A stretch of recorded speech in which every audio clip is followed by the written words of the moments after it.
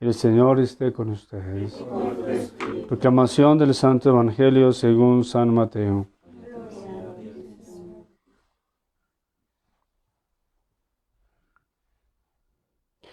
En aquel tiempo Jesús dijo a sus discípulos: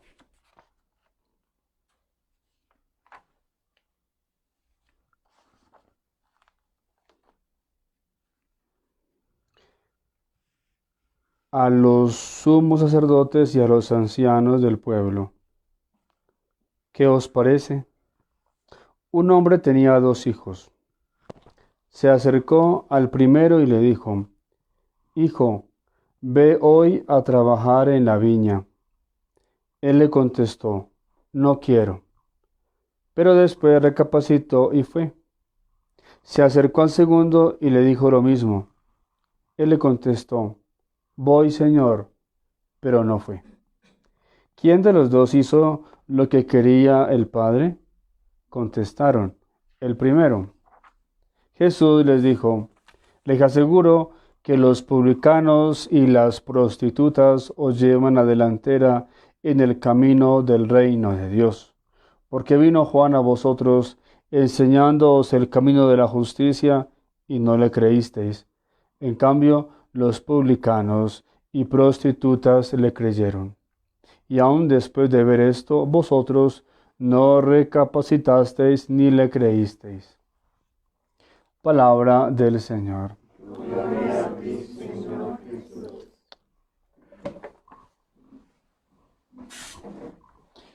En este día hay un mensaje en todas las lecturas que hemos meditado hoy, y el mensaje es una invitación a la conversión, En el Salmo hemos dicho que Señor, tu misericordia es tu ternura y tu misericordia son eternas. No te acuerdes de mis maldades.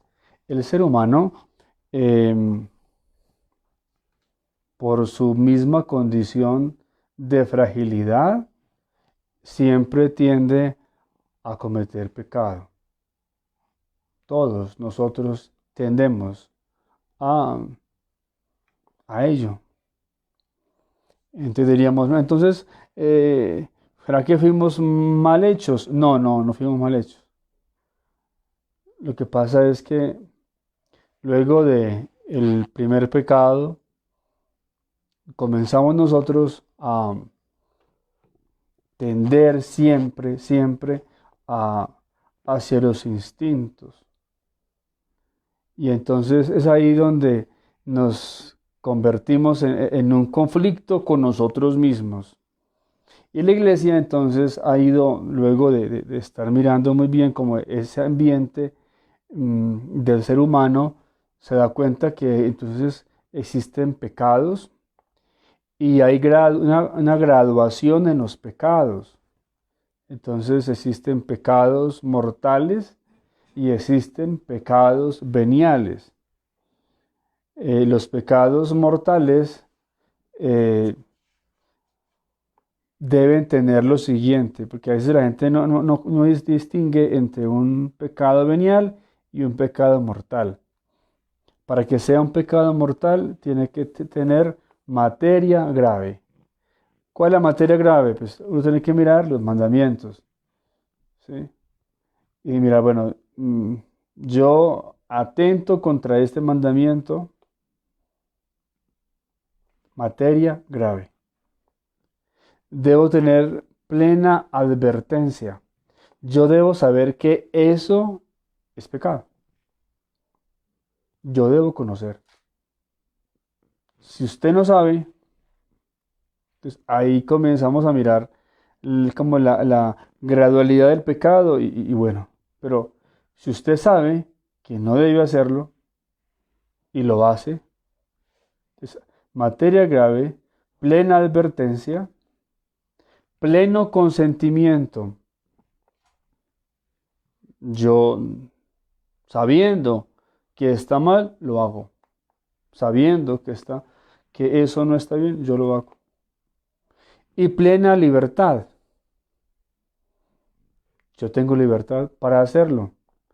Entonces, cuando yo he cumplido estos requisitos, digámoslo así, la materia grave, plena advertencia, pleno consentimiento y plena libertad, y lo hago, es pecado mortal. Es pecado mortal. ¿Y qué trae el pecado mortal? El pecado mortal rompe la amistad con Dios. ¿Sí? Eh,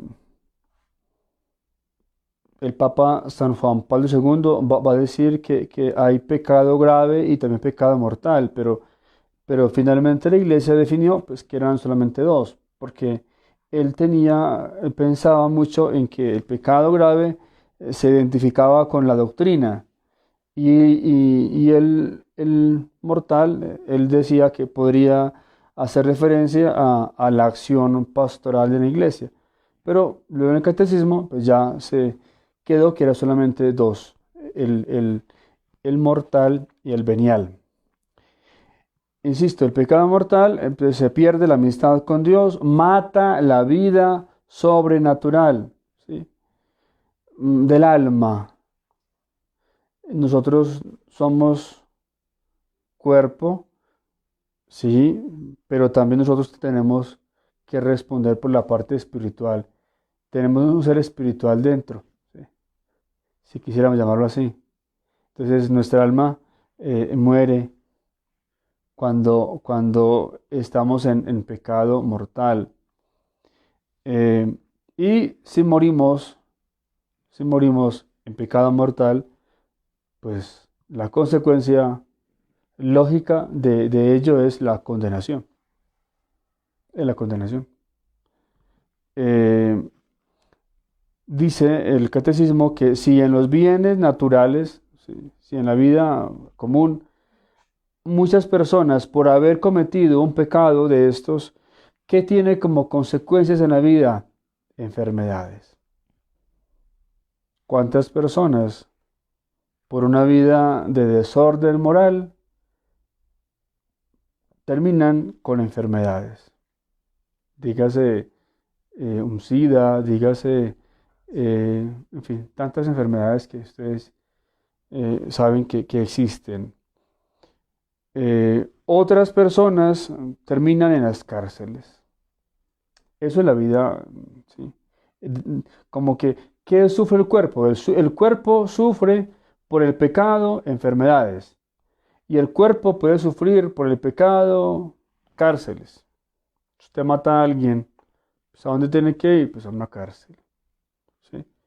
Eh, También físicamente, ¿qué trae el pecado? ¿Qué ocasiona un pecado mortal? Ruina, ruina. La persona dedicada al robo, la persona dedicada al vicio. ¿Qué trae sobre sí? Ruina, ruina. Eso en la parte física. ¿Qué puede traer también? Pues desgracias, desgracias.